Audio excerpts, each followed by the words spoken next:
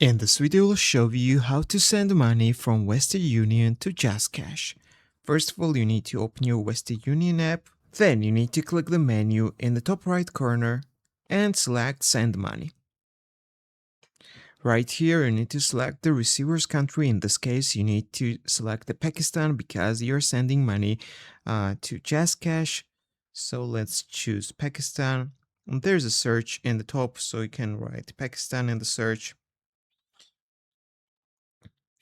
Then you need to select the amount of money you want to send, for example, $50. From here, you need to select mobile wallet. And in this list, you need to find JazzCash, which is right here, and click on Continue.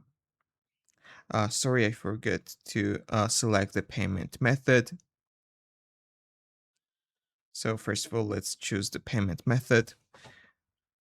So there are a few options. You can use your credit or debit cards, bank account, and Google Pay. In this case, I will use debit cards. So let's click Continue. And then you need to enter the receiver's information, first name and last name, and also JazzCash account, mobile phone number. And after that, you can finalize the transaction. If this video was helpful for you, don't forget to click the like buttons and don't forget to subscribe.